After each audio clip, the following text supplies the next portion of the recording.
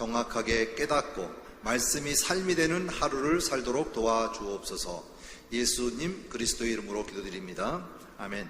자, 오늘 기도한 말씀과 같이 성령님의 인도함이 있기를 바랍니다. 네, 그리고 말씀 읽은 것이 그냥 소화돼서 내 삶으로 적여 들어갈 수 있도록 함께 하기를 원합니다. 시대로 본 구약인데 언제 한번 또 시작을 한번 했으면 이어갔으면 좋겠다는 생각이 들기도 하는데 시간상 다음에 분명히 제가 한꺼번에 이어서 한번 해보도록 하겠습니다. 먼저 시대로 본 구약인데요. 첫 번째가 뭐죠? 창조시대. 다 같이 해봅니다. 창조시대. 예, 이제 잘 보이나요? 안 보이면 이제 외워서 하셔야 되겠어요. 그죠? 예, 창조시대. 예, 창조시대입니다. 네, 그 다음에 뭐죠? 족장시대. 예, 창세기 12장부터 50장까지 있는 족장시대입니다. 족장시대. 그 다음에 족장시대가 끝나면 무슨 시대죠? 네, 출애굽 광야시대가 시작이 되어집니다. 출애굽 광야시대. 예, 그 다음에 가나안 정복시대. 가나안을 정복하는 시대. 그래서 여호수아가 선도로 해서 출발해서 땅의 정복과 땅의 분배가 이루어지는 이야기가 기록되어 있는 여호수아서입니다. 다음에 사사시대. 예, 사사시대는 사사기. 그래서 7번 루틴을 통해서 많은 사사들로 하여금 이스라엘에게 회개와 그리고 승리를 다시 한번 회복시키기 위한, 죄성을 다시 회복시키기 위한 하나님의 방법으로 이루어지고 있죠. 그래서 사사의 마지막 사사가 누구라 그랬죠? 사무엘이 마지막 사사입니다. 그래서 마지막 사사로 하여금 이제 왕국 시대를 이어가는데 첫 번째 왕이 누구죠? 사울왕. 예, 사울왕. 두 번째 왕이 다윗왕. 세 번째 왕이 솔로몬왕. 그래서 사울 40년, 다윗 40년, 솔로몬 40년. 그래서 120년의 통일 왕국 시대가 이루어집니다. 통일 왕국 시대가 지난 이후에 솔로몬으로부터 북이스라엘과 남유다로 구분되어지는데요. 갈라지게 되어집니다. 그래서 이때를 우리는 분열 왕국 시대다 얘기합니다. 분열 왕국 시대. 그래서 북이스라엘은 우리가 성경에는 이스라엘이다 얘기하는 것들은 전부 다 구약 시대에는 전부 다 북이스라엘을 얘기하는 것입니다. 북이스라엘 10개의 지파를 구성하고 있죠. 그 다음에 남유다는 베냐민 지파와 유다 지파 2개의 지파가 남쪽의 유다를 형성해서 남유다를 형성하게 되어진대요. 이게 바로 예수 그리스도가 탄생의 계보를 형성하는 경건한 계열에 포함이 되어지는 것을 볼 수가 있습니다. 결국은 북이스라엘은요 다 사라져서 존재 자체가 없어지고 맙니다. 하지만 남유다가 끝까지 우리의 계보를 이어가고 있다는 것을 볼 수 있죠. 자, 그 다음에 분열이 되고 나니까 어떡하죠? 포로 시대가 되어집니다. 포로 시대는 두 가지로 나뉘어지는데 북이스라엘은 시리아로 하여금 지금 말하면 아수르로 하여금 망하게 되어지고 바빌론에 의해서 남유다가 망하게 되어지죠. 그래서 586년까지 망하게 되어져서 이들이 바빌론으로 끌려가는 사건까지 이루어지는 것을 우리가 포로 시대다 이렇게 얘기하고요. 자, 포로가 되면 어떡하죠? 70년 만에 다시 예루살렘으로 돌아오는 것을 귀환 시대다. 그래서 포로 귀환 시대를 얘기하게 되어집니다. 그래서 성경은 39권이 쓰여진 구약에서는요 이것을 역사적, 그 다음에 시적으로 보게 되고, 그 다음에 나머지가 우리가 서선지서, 대선지서, 선지서의 구분으로 3개의 구분으로 나누고 있습니다. 먼저 역사서죠. 역사는 구약의 전체를 이야기하고 있는 건데요. 역사서. 그래서 창세기가 바로 족장시대까지 이루어지는 것입니다. 족장시대까지. 그 다음에 이루어지는 것이 출애굽 사건. 다시 말하면 애굽으로부터 애굽에 나와서 시내산에 머무르는 때까지, 그래서 시내산에 머무르는 때까지 이루어지는 사건이 바로 출애굽입니다. 그 다음에 이제 광야시대를 지나게 되죠. 그래서 광야시대를 지내는 것이 바로 나오는 민수기입니다. 그래서 민수기, 우리 말은 참 좋아요. 그죠? 한자어는 민수기, 백성을 세는 거잖아요. 그래서 1차와 2차의 셈을 인구 조사를 한 것을 가지고 민수기다 이렇게 얘기합니다. 그 다음에 이제 가나안 정복 시대. 지금 우리 담임 목사님께서 매 주일마다 여호수아서를 통해서 우리가 은혜를 많이 받고 있는데요. 홍해를 건넜던 모세, 아마 모세는 이스라엘의 가장 큰 영도자이기도 하고 지도자이기도 하고 하나님의 택함으로 이스라엘 백성들을 가나안 땅으로 인도한 아주 위대한 사람이죠. 선지자죠. 그런데 더 중요한 게 있습니다. 그가 가나안 땅에 들어가지 못하고, 그죠? 모압 평지에서 마무리를 하게 되어집니다. 그리고 난 이스라엘 백성에게 넘겨주는 파트너가 바로 여호수아예요. 그러니까 이스라엘 백성들이 여호수아에 대해서 그만큼 리더십이 있는지를 의심을 하게 되고 신뢰하지 않았습니다. 그래서 하나님께서 그 모습 그대로 이스라엘이 겪었던 홍해를 건너게 하는 것을 요단강으로 건너게 하고, 그의 과정을 통해서 이스라엘 백성들이 더 여호수아를 더 인정하도록 만드는 사건, 바로 이것이 가나안 정복시대의 사건입니다. 그래서 31전 30승이라고 하는데 한 번의 실패, 그죠? 아이를 얕봤다가 아주 큰 코 당하는 거죠. 하는 얘기고요. 그래서 완전한 승리는 하나님을 경외했을 때, 하나님을 의지했을 때만 이루어졌던 것을 볼 수가 있습니다. 그 다음에 나오는 것이 사사기 사건이죠. 사사기 성경에 있는 이야기들. 그 다음에 삼상이 뭐죠? 사무엘상, 그죠? 그 다음에 나오는 사무엘하, 그 다음 열왕기상, 열왕기하, 이렇게 나눠집니다. 그 다음에 이어지는 게 포로 시대는 건너뛰게 되고요. 에스라, 그죠? 에스라, 그 다음에 느헤미야. 이렇게 해서 에스라와 느헤미야는 한 권으로 이렇게 보아집니다. 그래서 에스라가 기록된 것이 에스라와 느헤미야까지 에스라가 기록되었다, 이렇게 얘기도 합니다. 자, 그래서 귀환할 때에 어떻게 귀환하죠? 1차가 스룹바벨이 1차 귀환을 하게 되고 2차는 에스라가 귀환을 하게 되어집니다. 그래서 성전을 건축하게 되고요. 그 다음에 느헤미야는 3차 귀환 때에 나머지 이스라엘 백성들과 함께 귀환하면서 성벽을 건축하게 되어집니다. 그러니까 성전을 건축하고 성벽을 건축하는 것이죠. 외세의 침입을 막기 위해서. 그래서 성전과 성벽의 구분이 분명히 있습니다. 다음에 이루어지는 것이 에스더인데요. 에스더는 포로가 귀환했음에도 불구하고 페르시아에 남아있는 이스라엘 백성들의 사건을 기록하고 있는 것이 바로 에스더입니다. 에스더.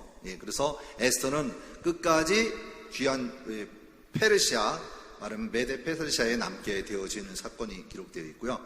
여기에는 하나님에 대한 이야기가 이름이 한 번도 호칭이 부러지지 않고 있다는 것을 우리가 볼 수 있습니다. 그 다음에 출애굽에 보면 레위기가 있고요, 신명기가 있어요. 이거는 역사서의 동시대 사건으로 기억되는 거죠. 동시대에 기록된 것. 우리 말하면 부록이랑 다름이 없는데, 레위기는 뭘까요? 하나님으로부터의 가까이 나아가는 방법, 그리고 하나님의 절기를 지켜나가는 방법, 두 가지, 5제사 7절기에 대하여 이야기한 것이 바로 레위기에 기록이 되어 있음을 볼 수 있습니다. 그 다음에 신명기, 민수기의 마지막 부분에 보면 신명기가 있죠. 신명기는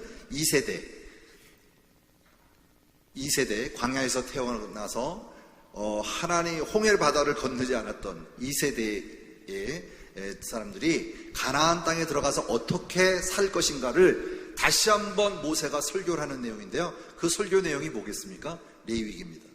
레위기를 다시 한번 새 계명을 준다 해서 신명기 이렇게 기록하시면 알고 있으면 되겠습니다.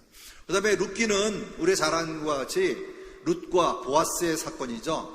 보아스가 룻을 안 봤으면 누굴 보았을까요? 그죠? 그래서 룻을 보았습니다. 그래서 여기에는 여러 가지 신학적인 의미도 있지만 중요한 것은 다윗의 계보를 이어가기 위한 하나님의 계획이 포함되어 있는 것을 볼 수가 있고요. 그 다음에 역대상, 역대하 보면 역대상은 짧고요, 역대가 길어요. 그렇죠? 그건 왜 그러냐면 하나님의 제사정적인 관점, 다시 말하면 선지적인 관점이 아니라 선지적인 관점과 제사장의 관점을 동시대에 기록한 내용입니다. 지금도 개표하고 있죠? 곧 개표하겠죠? 네.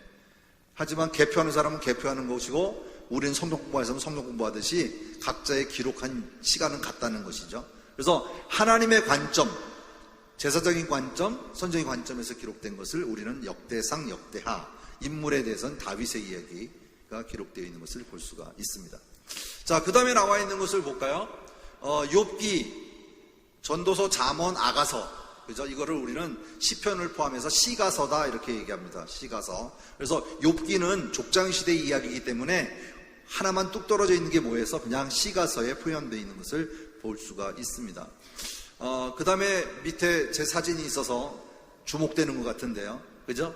자, 대선지서와 소선지서의 차이가 뭐라 그랬습니까? 대선지서와 소선지서의 차이. 혹간에 찾고 저도 예전에 공부하기 전에는 대선지자와 소선지자인 줄 알았어요. 그게 아니고 선지서에 장수가 많은 것을 대선지서라고 그러고 장수가 적은 것을 소선지서라고 얘기합니다. 그래서 우리가 대선지서 하면 뭐가 있죠? 이사야 66장까지 있고요. 그 다음에 에스겔, 다니엘, 그죠? 에레미야, 에가 이런 식으로 우리가 한나라의 권으로 볼 수가 있습니다. 나머지는 이제 북이스라엘에 대한 이야기와 남유다에 대한 경고가 이루어지는데요. 선지자가 가장 많이 일어났던 사건들은 뭘까요? 그만큼 부패하고 나라의 위급성이 있을 때 하나님께서 선지자를 많이 보냈음을 우리가 알 수가 있습니다. 그래서 여기까지가 해서 시대로 본 구약을 알 수 있고요. 그 다음에 이제 나머지를 볼까요? 나머지 보면요. 지리로 본 구약이 있는데요. 지리로 본 구약은 창세기는 어디까지라고 했을까요? 가나안, 그죠? 가나안까지 이루어지는 사건. 출애굽은 애굽에서 나와서 시내산에 머무르는 사건. 레위기는 시내산에서 1년 동안 머물면서 하나님과의 관계를 형성하는 거죠. 자, 그 다음에 이렇게 한 바퀴 돌아서 가게 되어지죠. 바로 여기를 우리는 민수기, 그죠? 광야 시대를 얘기하고 있고요. 그 다음에 신명기, 그죠? 모세의 마지막 설교 부분이 포함이 되어 있고요. 그 다음에 여호수아, 가나안을 정복하는 사건. 그 다음에 사사기, 그죠? 가나안에서 일어나는 사건. 그 다음에 룻기, 그죠? 짧은 폭이지만 여기에 포함이 되어 있다. 그래서 사사시대에 포함되어 있는 걸 볼 수 있죠. 사무엘상, 열왕기 상하가 있는데 BC 722년, 그죠? 패망하게 되고요. 그 다음에 586년에 바벨론에 예루살렘 패망하게 되어지죠. 그래서 다시 귀환하는 거. 그래서 에스라와 느헤미야, 수룹바벨을 통해서 귀환하는 것을 얘기하고 있습니다. 에스더는 보면 멀리 하나가 동떨어져서 나오죠. 에스더 여기 보면 맞나요? 여기가 페르시아, 메대 페르시아에서 했던 이스라엘, 남은 이스라엘에 대한 이야기다라는 것을 볼 수가 있습니다. 자, 그러면 오늘 창조시대의 두 번째 이야기입니다. 자, 두 번째 이야기인데요. 우리 한번 이것은 기억하자고 그랬죠? 원역사, 따라해봅시다. 원역사입니다. 1장부터 11장에 있는 얘기인데요. 창세기는 1장부터 50장까지 있는데 이 창조시대는 1장부터 11장까지입니다. 여기에는 네 가지 사건이 있습니다. 네 가지 사건. 천지 창조, 그 다음에 타락, 대홍수, 바벨탑. 요 네 가지 사건이 기록되어 있는 것을 볼 수가 있는데요. 원이라고 하는 것은 모든 것의 시작입니다. 죄의 시작, 창조부터 시작해서 죄의 시작, 인간의 타락, 모든 것들이 다 이루어지는 사건. 그래서 여기 보면 잘 보이나요? 사진이 비로 있는데 가나안의 여기한테 얘기해요. 자, 그 다음에 창조시대의 이야기를 보면 창조, 타락, 홍수, 바벨탑이라고 되어 있죠. 이 사건에 대하여 우리가 먼저 이야기를 나누고자 합니다. 자, 지난 시간에 아브라함의 탄생 연대를 얘기하고 그 원 사건에 대한 얘기를 했었어요. 그래서 우리가 기억하는 것은 한 가지만 기억하십시다. 한 가지만. 몇 년도로 되어 있습니까? 2166년. 따라합시다. 2166년. 주 전입니다. 예수님이 오시기 전 2166년. 그러니까 지금 우리가 주후 2022년인가요? 2020년. 몇 년 전 얘기입니까? 4,000년. 4,000년 전 얘기가 이어지는 것을 볼 수가 있죠. 자, 그럼 볼게요. 자, 창세기는 1장 1절 말씀. 창세기 1장 1절 뭐죠? 태초에 하나님이 천지를 창조하시니라. 이게 대문을 여는 겁니다. 하나님의 말씀으로 들어가는 거예요. 우리가 들어가야지 그의 말씀을 받아들일 수가 있듯이 하나님의 천지 창조를 모르고서는 성경을 믿어질 수가 없어요. 그래서 아까 우리가 읽은 대로 믿든지 안 믿든지, 믿어지든지 안 믿어지든지 하나님이 천지를 창조하셨다라고 하는 것을 먼저 머리에 팍 박아놓고 시작하는 거예요. 그리고 그거를 믿으려지는지 그게 그대로 들어지는지 내가 그것을 의심하게 되는지를 한번 체크해 보시면 돼요. 이제 지금부터 보겠습니다. 자, 하나님께서 우리에게 어떤 복을 주셨을까? 그러면 다시 말하면 하나님은 인간을 만들었을 때에 뭐에 만드셨을까요? 바로 복 주시기 위해서 만드셨어요. 하나님을 영화롭게 영광 돌리고 그의 삶을, 인간의 삶의 목적도 있지만 중요한 것은 하나님이 그들에게 복을 주셨다 이거예요. 신령한 복을 우리에게 주셨다 이렇게 볼 수 있죠. 자, 볼게요. 그러려면 그 복을 받으려면 어떻게 해야 되느냐? 하나님을 가까이 하는 사람에게 복을 주신다. 여러분, 하나님을 가까이 하는 삶이 되길 바랍니다. 예, 복을 누리는 사람이 되길 바랍니다. 이왕 빠져보려면요, 항아리 속에 푹 들어가야 되죠. 그죠? 예, 들어가야만이 복을 받습니다. 여기 보면 내가 여호와를 나의 피난처로 삼아 주의 모든 행적을 전파하리로다는 시편 이 기자의 말 그대로 우리가 해야 할 일은 하나님 앞에 나아가는 거예요. 하나님을 가까이 하는 것입니다. 가까이 해야만이 하나님의 그 은혜를, 그 복을 우리가 경험할 수 있고 체험할 수가 있습니다.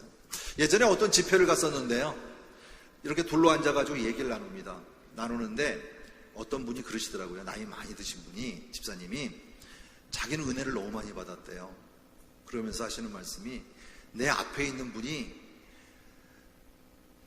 기도하면서 뜨거운 눈물을 흘리면서 하나님 앞에 받은 은혜를 감사하면서 그걸 간증하는 얘기를 했어요.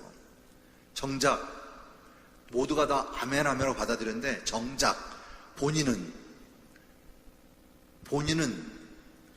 어떤 은혜가 있었을까? 우리 기독교는 타인의 종교가 아니라 뭐예요? 내 자신의 종교. 내가 은혜를 받아야 되고 내가 구원자의 반석에 서야 돼요. 그렇죠? 그렇기 때문에 내가 하나님을 가까이 가는 것이지 내 자녀와 내 부모가 가까이 가는 건 나하고는 관련이 없어요. 그래서 성경을 읽는 것도 마찬가지입니다. 우리가 하나님의 말씀을 접하면서 대하면서 내가 그 말씀이 나의 삶에 변화가 일어나야지 아무리 주변에 다른 변화가 일어난다 해도 그건 의미가 없는 거예요. 이해되시죠? 그래서 내 자신의 변화가 있어야 됩니다. 그래서 성경은 다른 사람을 변화시키는 것이 아니라 나를 변화시키기 위해서 성경을 읽어야 돼요. 한번 변해보자고요. 어떻게 변하는지 한번 변해보시기 바랍니다. 자, 그러면 지난주에 얘기가 시작을 하다 말았는데요. 에덴 동산 참 좋은 곳이죠. 그죠? 에덴 동산 왜 좋은 곳인가? 인간이 살기엔 아무런 부족함이 없는 곳이 에덴 동산이에요. 즐거움, 기쁨, 낙원. 그러니 하나님이 우리를 만들었을 때 얼마나 기뻐하셨어요. 너무너무 기뻐하셨어요. 심히 좋았더라. 아니, 하늘과 땅을 만들고도 심히 좋았더라. 그죠? 동물들을 만들고도 심히 좋았더라. 그 모든 것을 다 준비해 놓으시고 우리를 만드셨을 때 보기에 너무너무 좋았더라. 여러분이 주변에 같이 옆에 계신 분들이 보고 얼마나 기쁘세요? 우리는 하나님의 형상을 닮은 사람들이에요. 그게 얼마나 아름답고 얼마나 보기 좋습니까? 우리 옆 사람과 한번 인사합시다. 너무 아름답습니다. 시작. 너무 아름답습니다. 쑥스러운가 보네요. 너무 사랑스럽습니다. 자주 하시기 바랍니다. 자주. 제가 이거 이야기할 때마다 꼭 한 가지를 얘기하는데요. 자녀의 출생이 일어날 때 보면 얼마나 이쁜지 몰라요. 근데 진짜 이쁩니까? 그때 태어난 모습은 아마 기억도 하기 싫을걸요? 커가면서 변하는 모습이 더 이쁜 거죠. 그죠? 근데 그때의 모습이 닮지도 않았는데 닮았다고 할 정도로 이쁘잖아요. 그죠? 예. 하나님이 우리를 만들었을 때 얼마나 이쁘다고 했겠어요. 예. 바로 그래서 우리에게 뭘 주셨다? 에덴 동산을 주셨어요. 에덴 동산. 하나님 나라의 그대로 하나님께서 이루시고자 하는 완전한 곳, 이것이 바로 에덴 동산입니다. 그래서 지금은 타락되어지고 죄를 범하여서 우리가 다시 오실 주님을 바라보는 날이지만 아마 주님이 우리를 다시 새 예루살렘 성으로 인도할 때는 그곳은 바로 말씀하신 에덴 동산과 같은 새 하늘과 새 땅이 될 줄 믿습니다. 바로 이것이 완성이에요. 그래서 우리를 인도하시기 위해서 지금까지 우리를 보살피고 계시는 거예요. 이제 우리 말씀을 통해서, 자, 여기 보면 에덴 동산이 있죠.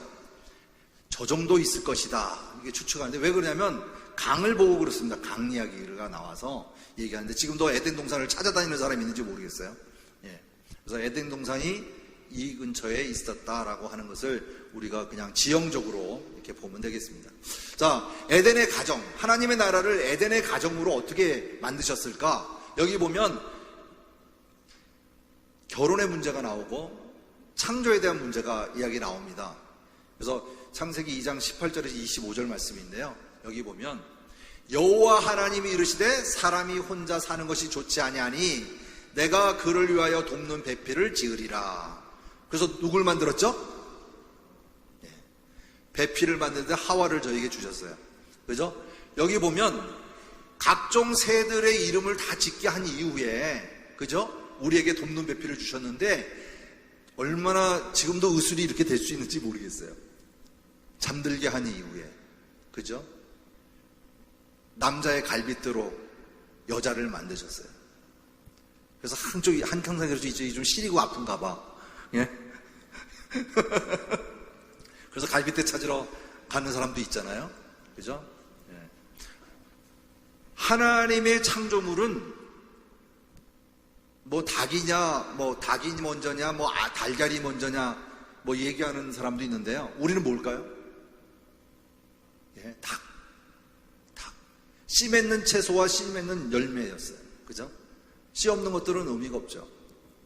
하나님의 창조물은요, 번성하는 곳에 있어요. 생육하고 번성하도록 하셨기 때문에 뭐든지 다 씨를 맺고 번성하게 만드셨고요. 그랬습니다. 여기도 마찬가지, 아담으로 하여금 하와를 우리에게 주셨어요. 그래서 여자를 주어서, 여기 말씀 그대로 보면, 다음 페이지 볼게요. 여기 볼게요. 맨 밑에 줄거져 있는 거 한번 볼까요? 자, 이러므로, 시작. 이러므로 남자가 부모를 떠나 그의 아내와 합하여 둘이 한 몸을 이룰지로다. 아담과 그의 아내 두 사람이 벌거벗으나 부끄러워하지 아니하였다. 이거 아마 그 당시였으면 이런 얘기도 쓰지 않았을 거예요. 그죠? 그 이후에 기록하다 보니까 벌거벗은 것이 남사스럽고 죄스러움의 표현이 있기 때문에 아마 이 글이 포함되었지 않았을까 이렇게 생각이 되어지는데요. 내 반려자는 뼈 중에 뼈요, 살 중에 살인 것이 바로 여자예요. 그죠? 그래서 1+1이라고 하는 말이 있죠. 요즘 뭐 1+1은 뭐 모두 다 산다는데, 결혼의 등식은 그렇지 않습니다. 1 더하기 1은 1이 되기 위해서가 아니라 2분의 1, 2분의 1이 1이 되는 거예요. 그래서 자기의 것을 내려놓지 않으면 안 돼요. 결혼할 때는 나의 완성한 것을 가져가는 것이 아니라 나의 반과 아내의 반을 합쳐서 하나가 되는 한 몸이 되는 것입니다. 그의 의미는 뭐냐고요?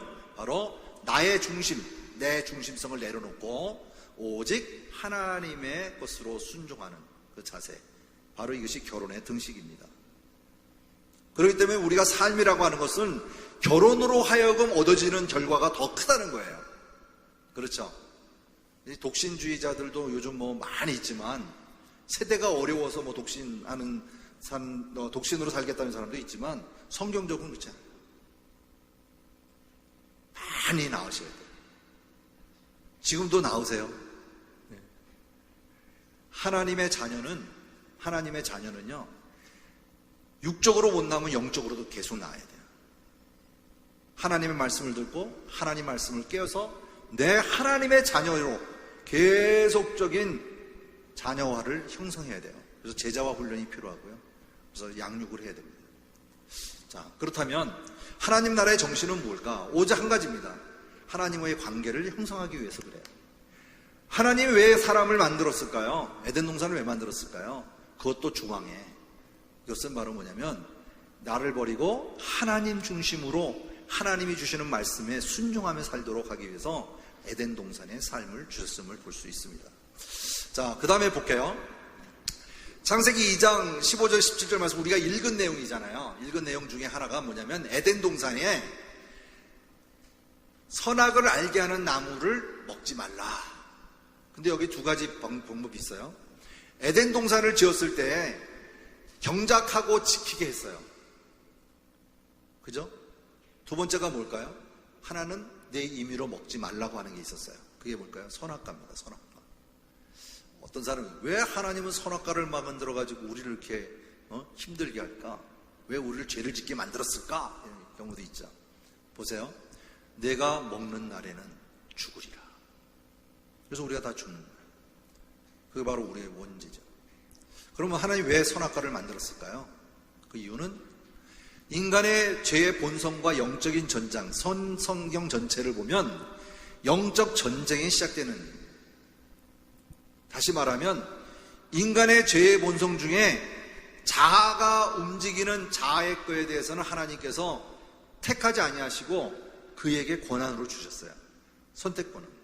그래서 자기가 어떤 행동을 하든지 자기의 결정에 자기가 책임을 지도록 이렇게 만드셨습니다.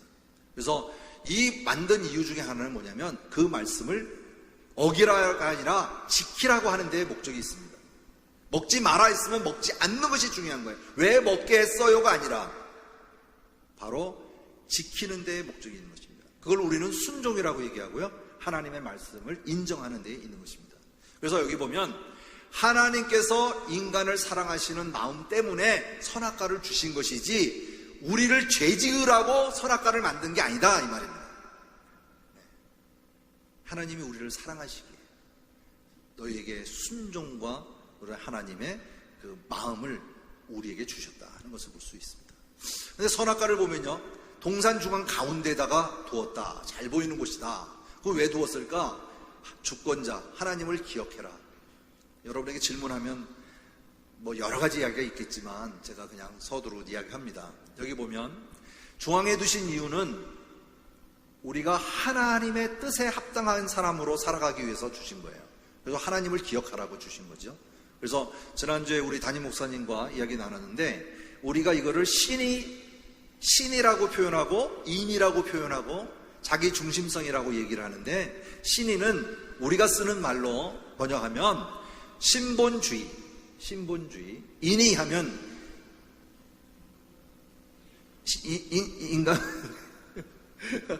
인간 중심의 생활을 말하는데 인본주의를 얘기해요. 그래서 우리가 용어상 책에는 뭐 인이라고 나와 있는 것을 신본주의와 그 다음에 인본주의로 이렇게 표기하도록 그렇게 하겠습니다.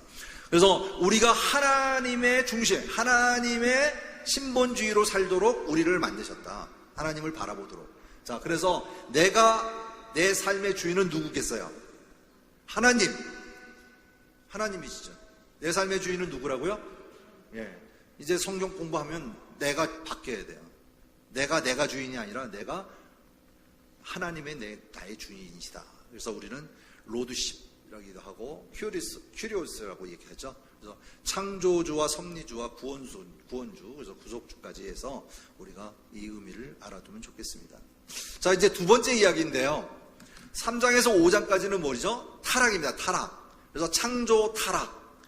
그 다음에 대홍수. 그 다음에 바벨탑 사건이 나오는데요. 성경을 한번 천천히 한번 읽어보시면 좋습니다. 한번 읽어보시면 되고요. 자, 한번 여기 나와 있는 걸 한번 읽어볼까요? 시작. 사탄의 유혹을 받아 아담과 하와는 자기 중심성의 죄로 인하여 하나님과 관계가 단절되므로 하나님 나라의 원형인 에덴은 파괴되어지고 맙니다. 이걸 우리는 뭐라고 그러냐면 죄라고 해요. 그죠? 죄성이 있는데 사탄의 유혹을 받은 아담과 하와는, 하와가 먼저, 그죠?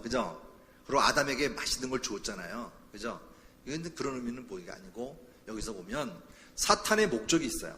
왜 그러면 사탄이 하와를 먼저 정말 그렇게 꼬셨을까? 꿰었을까? 이렇게 알 수 있겠죠. 하나님의 관계를 파괴하는 것이 사탄의 목적이에요. 성경에는 사탄이 언제 창조되었다는 얘기는 없지만 하나님의 피조물인 건 사실입니다. 그런데 하나님께로 가는 영광을 가로채고 하나님 나라를 파괴하는 것, 이것이 바로 사탄의 목적이에요. 그렇기 때문에 항상 언제 어느 때나 이 관계 속에서는 우리를 하나님으로부터 멀리하는 데에 그가 목적을 가지고 있는 것이죠. 자, 그렇다면 타락의 결과는 어땠을까요? 여기 뭐 4가지가 기록이 되어 있는데요. 참조하셔도 될 것 같고요. 먼저 영이 죽고요, 혼이 죽고 육체가 죽고 마지막에 영원한 죽음에 이르게 되는 사건을 우리는 타락의 결과로 얘기할 수 있다, 이렇게 보면 되어집니다. 자, 그 다음에 아담과 하와가 받은 유혹은 뭘까요? 이제 나오죠. 그래서 여기 보면 창세기 3장 6절 말씀, 우리 한번 다 같이 한번 읽어볼까요? 여자가 그 나무를 본즉, 시작. 먹음직도 하고 보암직도 하고 지롭게 할 만큼 탐스럽기도 한 나무인지라. 여자가 그 열매를 따먹고 자기와 함께 있는 남편에게도 주매 그도 먹은지라. 예. 참 먹음직하고 보암직하고 탐스러운 것은요, 너무너무나 많이 있어요. 그렇죠? 요즘은 예전보다 사진에 대한, 영상에 대한 일이 많기 때문에 저도 그런 경우 있지만 보기에 좋으면 먼저 카메라부터 디민잖아요. 먼저 찍느라고, 그죠? 찍어서 결국은 어디한테 공유도 안 하고 내만 갖고 있는 경우가 많이 있어요. 자랑하지도 못하고. 제가 예전에 복숭아 나무를 이렇게 저희 가게 쪽에 그게 있어서 복수가 처리돼서 복수가 너무 탐스럽게 열린 거예요. 보기에 너무 좋았어요. 그래서 그건 따려고 한 번은 강주리를 가지고 저희 집사람도 옆에서 대기하고 있고, 그래서 망가지고 땄어요. 이렇게 땄는데 사다리 타고 이제 사다리에 올라가서 이제 땄어요. 다는 것만큼 정말 탐스럽게 익었어요. 그래서 따서 바구니에 주고 가져갔어요. 근데 내려오려고 사다리에서 내려오려다 보는데 맨 위에 다른 것보다 더 실한 복숭아가 하나 있는 거예요. 야, 이거 놓치면 못 달 것 같아요. 그래가지고 그 복숭아만 바라보고 툭 해서 땄는데요, 사다리에 떨어지고 말았어요. 정말 그건 너무. 근데 떨어진 복숭아는 어떻게 됐을까요? 너무 익은 거라 그냥 찌그러지고 말았어요. 제가 거기서 이 팔을 다치는 바람에 지금까지 살아오면서 병원에 입원한 건 딱 그때, 수술하려고 입원한 거 외에는 아직까지 병원에 입원해 본 적이 없는데 그때 입원했습니다. 그걸 이 말씀 볼 때마다 느껴져요. 먹음직스럽고 범직스럽고 정말 탐나는 그 복숭아 하나 때문에 제가 팔을 다치는 아주 대수술을 하는 경우가 있었습니다. 우리가 하나를 볼 때요, 그러한 유혹이 누구에게도 있다? 우리 삶 속에도 있어요. 그래서 여러분 자료를 보시면, 글씨가 작아서 여러분 참조해 보시면 요한일서 2장 16절에 있는 말씀, 이것이 바로 죄성인데요, 육신의 정욕과 안목의 정욕, 그 다음에 이생의 자랑을 죄성으로 본다면, 에덴에서는 이것을 어떻게 시험을 했고, 그 다음에 예수님께서 받은 시험은 어떻게 해서 이것을 받았는가에 대한 3가지의 정류를 가지고 여러분에게 설명하고 있는 것을 볼 수가 있습니다. 그래서 육신의 정욕을 보면 어떻게 한다고 했어요? 에덴에서는 어떻죠? 먹음직하고, 그죠? 그 다음에 예수님이 받은 것은 첫 번째 시험, 돌이 떡덩이가 되는 그런 유혹이 육신의 정욕에 있다 하는 것이고요. 그 다음에 안목의 정욕, 보암직하다, 그죠? 그 다음에 예수님은 어떤 일이죠? 내게 절하면, 보세요. 우리가 어떤 유혹이 있을 때요, 아마 여기 조건이 다 들어갈 거예요. 하나를 얻기 위해서 하나가 투자되지 않고 하나를 내면 100배를 준다는 것은 다 거짓말이에요. 그게 유혹입니다. 우리가 말씀을 들을 때 혹하는 경우 있잖아요. 야, 정말 진짜 같아요. 그 말에 너무 달아요. 너무 맛있어요. 그건 가짜입니다. 첨가물이 많이 들어갔거나 또는 내 몸이 상해갈 때, 단 거를 끌어당길 때 우리가 하나님의 말씀도요 한번 재미없을 때가 많아요. 이걸 어떡하지? 넘길까 말까 하지만 참고 한번 넘겨보세요. 가장 어려운 거 족보 문제 나올 때. 그렇지만 그거를 넘기지 말고요. 참고 한번 계속 읽어보세요. 무슨 말인지 몰라도 분명히 눈에 보입니다. 오늘 우리가 죄성에 대해서 얘기를 하지만 더 많은 죄는 우리 담임 목사님께서 강의를 통해서 분명히 해주실 거라고 가지고 다 하자면 끝이 없기 때문에 아직도 못 넘어가서 제가 지금 넘기겠습니다. 자, 이러한 죄를 회복해 주시기 위한 것이 뭘까요? 바로 창세기 3장 15절 말씀 원시복음입니다. 하나님이 우리에게 주신 구원의 첫 복음 굿뉴스가 바로 이 말씀이에요. 우리가 죄로 인해서 죽을 수밖에 없는 우리에게 하나님이 주신 말씀, 이걸 우리는 원시복음이라고 하는데요. 자, 창세기 3장 15절 말씀 우리 큰 소리로 한번 읽어봅니다. 시작. 내가 너로 여자와 원수가 되게 하고 내 후손도 여자의 후손과 원수가 되게 하리니 여자의 후손은 내 머리를 상하게 할 것이요 너는 그의 발꿈치를 상하게 할 것이니라. 이것이 바로 하나님께서 독생자 예수 그리스도를 마지막 때에 사탄을 가두는 사건, 바로 이것이 하나님이 주시는 복이에요. 복음이에요. 요즘은 우리가 말씀을 들어도 복음에 대한 얘기가 뉴스에 잘 나오지 않습니다. 우리가 100을 본다면 90% 이상은 전부 다 세상 얘기, 악한 이야기, 죽고 죽이는 이야기지 우리에게 희망이 되는 얘기는 잘 없어요.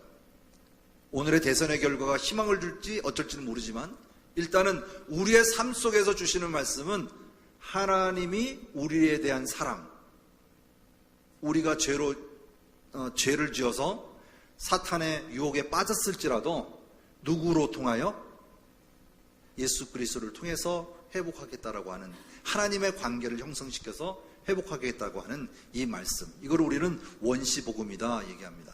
창세기 3장 15절 말씀, 이것은 요한계시록 21장까지 이어지는 사건의 완성이 그때에 이루어지는 것을 볼 수가 있습니다. 그래서 계시록을 갈 때 나중에 보면 알겠지만 하나님의 나라의 회복성과 하나님이 너희를 이렇게 전쟁에서 사탄을 가두겠다라고 하는 약속을 이루어지시는 것을 우리가 볼 수가 있습니다. 자, 그럼 죄를 짓고 난 다음에 아담과 하와는 어떻게 했을까요? 예? 어떻게 했죠? 무화과나무 잎으로 가렸어요. 그죠? 이것은 인간의 방법이고요. 두 번째로 하나님은 우리에게 어떻게 했을까요? 하나님의 방법으로 가죽 옷을 입혔어요. 예. 가죽을 입힐 때는 어떻게 할까요? 짐승을 잡았겠죠. 그래서 피를 흘렸잖아요. 그래서 피는 곧 사제의 의미다 이렇게 얘기를 하는데 중요한 것은 하나님의 보혈이, 다시 말해 예수 그리스도의 보혈로 우리는 죄 씻음을 받는다라고 하는 증표를 가질 수가 있겠죠. 자, 생명나무의 보호는, 이건 이제 우리가 에덴 동산에서 쫓겨나는 사건이거든요. 쫓겨나는 사건인데, 자, 이같이 하나님이 그 사람들을 쫓아내시고 에덴 동산 동쪽에 부릇들과 두루 도는 칼 두어 생명나무의 길을 지키게 하시니라. 그래서 그 길은 우리가 다시 한번 들어갈 수가 없었던 것이죠. 자, 가인과 아벨 사건이 4장에 나와요. 이건 뭐냐면 최초의 살인 사건이 일어나기도 하고 하나님 앞에 제사 드린 첫 번째 사건도 있습니다. 그래서 보면 아벨은 자기도 양의 첫 새끼와 그 기름을 드렸더니 여호와께서 아벨과 그의 제물은 받으셨으나 가인은 그의 제물은 받지 아니하시니라. 가인이 몹시 분하여 안색이 변하니, 그죠? 안색이 변했어요. 그죠? 여기 보면 가인의 제사는 받지 아니하고 아벨의 제사를 받았다라는 사건인데요. 이것은 뭘까요? 왜 그랬을까요? 어떤 사건을 여기서 얘기하고 싶었을까요? 예. 어떤 분은 곡물과 또 가축이라 뭐 이런 거 가지고 얘기를 하시는데 그건 아니고요. 하나님을 경외하는 방법이었어요. 경외하는 방법. 그래서 히브리서 11장 4절 말씀에 보면 믿음으로 아벨은 가인보다 더 나은 제사를 하나님께 드렸다 했었거든요. 그래서 이거를 우리가 다시 표현을 말하면 날마다 하나님을 경외하는 삶을 사는 아벨이었다면 가인은 그의 결과만 가지고 하나님 앞에 드렸던 제사. 다시 말하면 우리가 예배를 드리는 것도 하나님 앞에 온 마음과 정성을 다하여 신령과 진정으로 이르는 예배를 참여하는 자가 있는가 하면 그냥 교회에 참여하는 종교인도 있다 하는 것을 구분할 수 있죠. 그럼 하나님 어떤 예배를 받으실까요? 주일날만 꼬박꼬박 나오는 예배를 받으실까요? 하나님을 날마다 경외하는 사람, 하나님을 의지하는 사람, 하나님과 동행하는 사람, 이 예배를 하나님이 받으신다 하는 것이죠. 그래서 제물에 있지 아니하고 제사의 방법에 있었다는 것을 우리가 알 수 있는 이야기입니다. 어떻게 할까요? 분인 차서 그만 자기 동생 아벨을 죽이고 맙니다. 이걸 우리는 최초의 살인이다 이렇게 얘기하죠. 왜 그럴까요? 자기 중심적으로 삶을 살아서 하나님 앞에 드렸던 제사를 드린 가인이죠. 근데 가인의 후예는 어떻게 되었을까요? 하나님께서 가인과 아벨에서의 가인이 아벨을 죽인 이후에 다시 자녀를 주었어요. 그것을 바로 셋이에요. 세 번째 셋. 예. 그래서 셋을 주셨는데 이를 통해서 구원의 계열로 이어가는 걸 볼 수가 있어요. 계보를 보시면 자 한번 볼게요. 그래서 자기 중심적으로 살았던 가인의 후예는 이 하나님이 없는 인간의 문명을 만드는데 육축을 치는 자의 시조가 야발이고요. 음막의 시조가 유발. 두발 가인은 기계 문명의 시조다. 성경에 나와 있는 얘기죠. 이렇게 하나님이 없는 인간의 문명을 개발하는 데에 가인의 후예들은 사용되었은 걸 볼 수가 있습니다. 자, 그렇다면 셋을 택하신 하나님의 이유는 뭐냐면 셋, 아벨, 가인 있죠. 그래서 가인을 보면 불경건한 계열의 라멕을 통해서 홍수로 해서 다 죽어버리고 셋은 경건한 계열을 통해서 에녹이 계보로 이어지고 노아가 이루어지고 노아의 세 아들 셈, 야벳, 함. 이래서 셈을 통해서 경건한 계열과 아브라함의 계열이 이루어지는 것이에요. 그래서 하나님의 백성으로 형성되어가는 과정. 그래서 아담으로부터 셋, 셋으로부터 노아, 노아로부터 셈. 이것이 바로 경건한 계열. 다시 말하면 하나님은 경건한 계열을 이뤄가시기 위한 방편으로 우리를 사용하고 있음을 볼 수가 있습니다.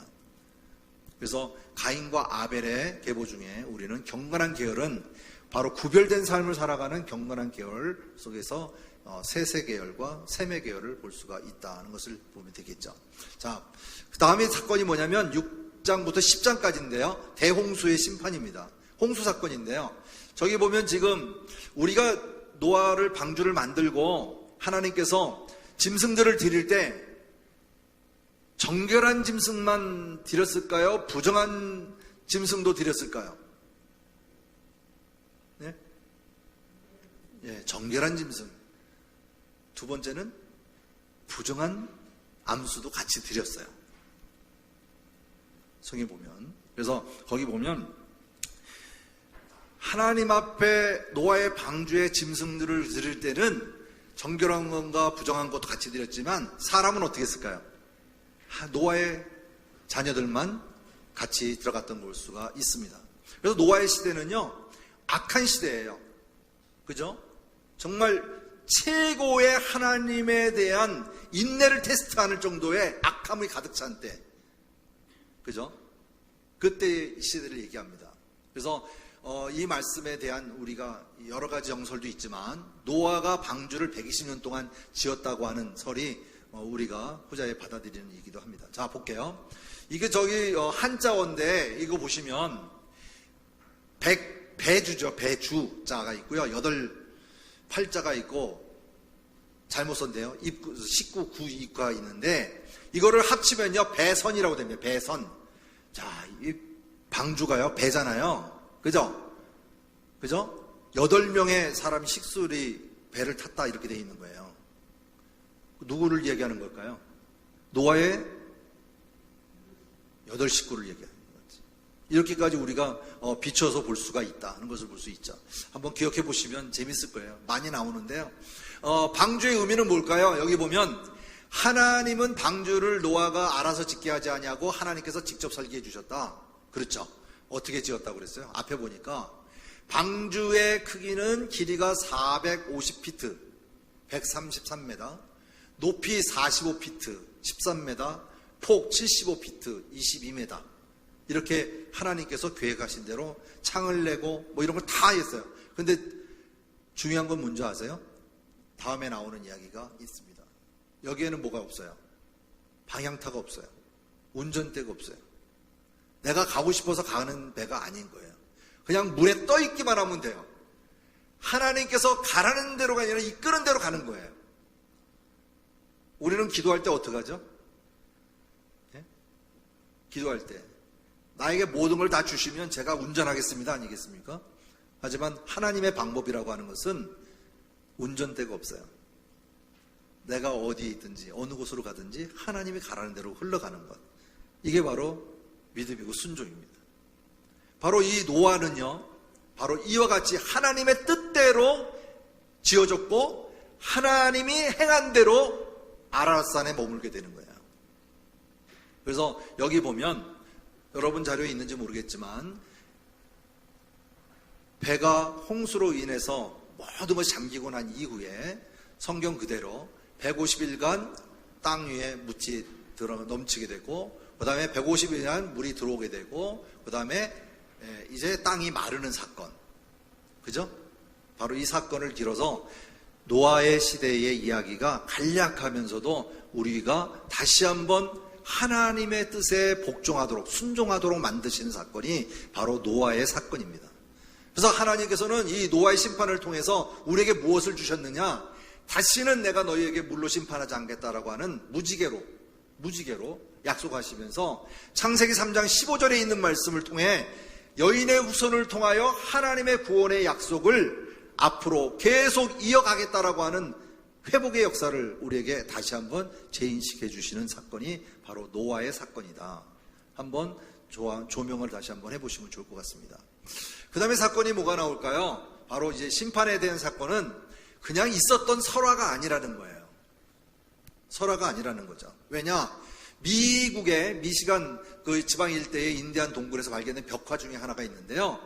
이거는 유명합니다. 인디안 석판, 노아의 홍수의 이야기가 나오는데 5장면이에요. 맨 위, 첫째, 둘째, 셋째, 넷째, 다섯째 보면 맨 위에 사건, 그죠? 어떤 그림일까요? 사태가, 시대가 어려웠던 새, 그죠? 두 번째, 방주는 지어지고 물이 차기 시작하니까 사람들은 떠다니는 모습, 그죠? 그 다음에 밑에 있는 세 번째가 뭐죠? 노아의 방주, 그죠? 방주의 이야기. 그 다음에 네 번째 이야기, 이제 방주가 아라랏산에 머물렀을 때의 사건, 그죠? 그 다음에 맨 마지막이 무지개로 다시는 물로 심판하지 않겠다라고 하는, 이것이 인디안 석판에 그대로 기록된 것을 볼 수가 있습니다. 그래서 이거는 우리가 잘 아는 대로 과학적이거나 또는 우리가 창조의 개념에서 보는 것보다도 어느 지역에 석유가 많이 나죠? 우리나라에 석유 많이 나나요? 네. 저 중동 쪽, 그죠? 많은 동물들이 썩어서, 그죠? 침식돼서 가라앉은 그쪽에 많이 나오죠. 그러니까 이런 것들을 보면 이 창조과학식에서 나오는 과정들을 이렇게 우리가 살펴보면요, 이 창조과학의 과정을 보면 이 홍수 사건이 굉장히 큰 역할을 하고 있음을 볼 수가 있습니다. 물에 잠겼던 사건들이. 그래서 노아의 후손들이 어떻게 흩어지는지 한번 볼까요? 셈, 함, 야벳이 있는데요. 먼저 하나님께서 흩으시겠다는 것 중에 여기 보면 함 있죠. 함은 어느 쪽이죠? 함은 아브라함, 이제 여기 보면 함이잖아요. 함. 바벨론 또 흩어졌을 때 어느 쪽이죠? 아프리카 쪽입니다. 아프리카, 그죠? 북아프리카 쪽으로 흩어지게 되고, 그 다음에 야벳은 유라시안 쪽으로 가는 것을 볼 수가 있고요. 그 다음에 셈이죠. 빨간색 셈 같은 경우는 가나안, 우리 쪽으로 이루어지는 것을 볼 수가 있습니다. 그래서 하나님께서 흩으시는 사건이 여기서 나옵니다. 먼저. 그래서 세 자녀를 통하여서 하나님께서 민족을 흩으시는 사건이 바로 여기서 나오는 것이죠. 그래서 창세기 11장 9절 말씀에 보면 동방으로 옮기다가 시나일 평지를 만나 거기 거류하고 이렇게 나오고, 또 11장 9절 말씀에 보면 여호와께서 거기서 그들을 온 지면에 흩으셨더라, 이런 개념으로 볼 수가 있습니다. 자, 그 다음에 11장이에요. 이들은 이미 홍수 사건을 경험했어요. 그러고 나니까 이 홍수의 사건이 다시는 우리가 이 일을 다시 당해서는 안 되겠다라고 하는 마음을 가지고 이들이 하나님의 뜻을 벗어나서 인간의 최고의 생각으로 바벨의 탑을 쌓게 됩니다. 그래서 이 바벨탑은 우리가 사건으로 보면 우리가 힘을 합쳐서 하나님과 뜻을 같이 하고자 하는 이런 교만한 마음이 있는 것이죠. 그래서 이것이 바로 인본주의의 극치다. 그래서 교만의 극치를 얘기하고 있고요. 11장에 있는 내용들을 이렇게 쭉 훑어보시면, 잘 보시면요, 우리의 이름을 내고 온 주면에 흩어짐을 면하자라고 해서 이 목적이 쓰여져 있습니다. 그렇지만 하나님께서 우리가 내려가서 거기에 그들의 언어를 혼잡하게 하여 그들이 서로 알아듣지 못하게 하자라고 하면서 그들을 흩으시는 것을 볼 수가 있습니다. 그래서 여호와께서 온 지면에 그들을 흩으심으로써 바벨탑이 무너지게 되죠. 그래서 이 바벨이라고 하는 이름은 바로 언어를 혼잡하게 하셨다. 그래서 혼잡이라고 하는 의미를 갖고 있습니다. 그래서 여기 보면 신할평지라고 되어 있는데요. 신할평지는 그림에서 나오는 대로 여기 보면 신할평지 나오죠. 그래서 두 개의 강줄기죠. 두 개의 강줄기, 신할평지에서 볼 수 있습니다. 그래서 여기를 통해서 하나는 티그리스 강과 유브라테스 강 사이에 있는 평지를 우리는 신할평지라고 얘기합니다. 그래서 오늘날 이라크에 속해 있는 땅이기도 하고요. 신할이라는 뜻은 두 강 사이라고 하는 뜻을 갖고 있다. 그래서 신할평지라고 하는 것을 아주 옥토에 다름이 없죠. 더 자세한 거 넘어가면 좋은데요. 그 다음에 여기서 보면 하나님 나라의 회복의 계획이 나오는데 아브라함을 이어가는 계보를 설명하고자 그래요. 아브라함 회복. 그러면 제가 지금까지 설명 다 드렸습니다. 자, 한번 볼게요. 4개의 사건. 시작. 창조, 타락, 홍수, 바벨탑 사건. 그래서 창조 시대는 창조, 타락, 홍수, 바벨탑 사건을 기억하시면 필요하실 때, 혹시 내가 더 자세하게 보고 싶을 때 찾으셔서 한번 정독하시면 좋아요. 그래서 노아는 950세까지 살아요. 참 많이도 살죠? 그죠? 근데 성경에 가장 오래 산 사람이 누구죠? 무두셀라. 몇 세일까요? 969세. 자, 우리가 연수를 가지고 얘기하는 것은 아니고요. 하나님의 방법으로 하나님의 뜻대로 살아가는 과정이 노아의 과정 속에서도 나오고요. 그 다음에 이루어지고자 하는 하나님의 구원의 계획이 나오는 게 바로 이 사건에서 아까 얘기 드린 거예요. 아브라함으로 이어가는 바로 족장시대를 얘기하고자 하는 것입니다. 그래서 족장시대는 4개의, 첫째 아브라함, 그 다음에 이삭, 그 다음에 야곱, 다음이 요셉. 그래서 창세기의 마지막, 족장시대의 마지막을 끝내게 되어집니다. 그래서 아브라함은 믿음의 조상으로, 그죠? 이삭은 하나님의 말씀대로에 주어진 아브라함으로부터 주어진 그 배경을 그대로 이어져가는, 결국 누구를 위해서? 바로 하나님의 순종의 대상이고요. 야곱은 이스라엘 지파 12지파를 형성하는 그 계보를 이어가게 되고요. 그 다음에 요셉은 가나안 땅에서 애굽으로 내려오는 사건이 바로 요셉에서 이루어집니다.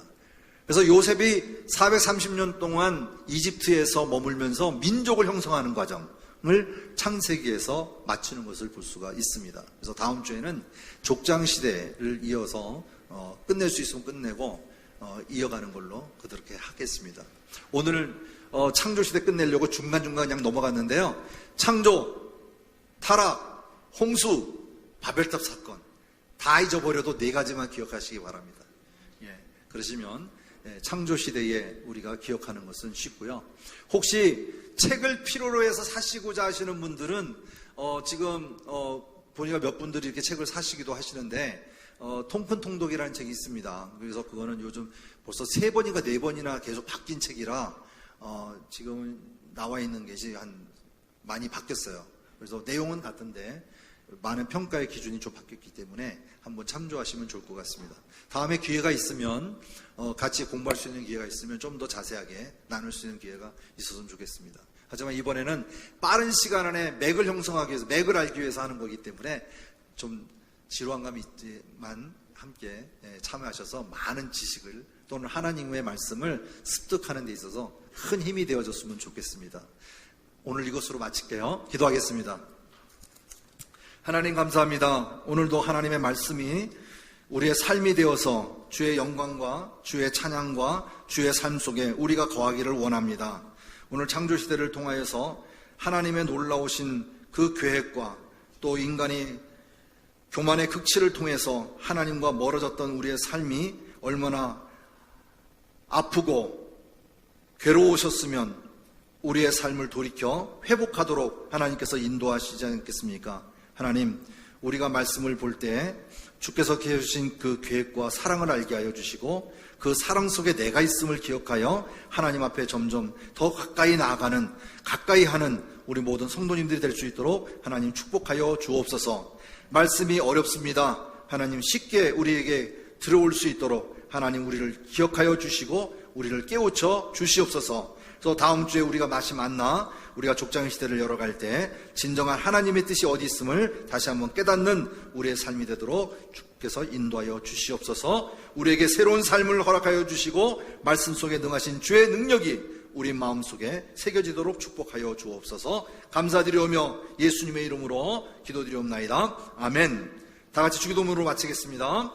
하늘에 계신 우리 아버지여, 이름이 거룩히 여김을 받으시오며 나라가 임하옵시며 뜻이 하늘에서 이루어진 것 같이 땅에서 이루어지리이다. 오늘 우리에게 일용할 양식을 주시옵고 우리가 우리에게 죄 지은 자를 사하여 준 것 같이 우리의 죄를 사하여 주옵시고 우리를 시험에 들지 말지 하옵시고 다만 악에서 구하옵소서. 나라와 권세와 영광이 아버지께 영원히 있사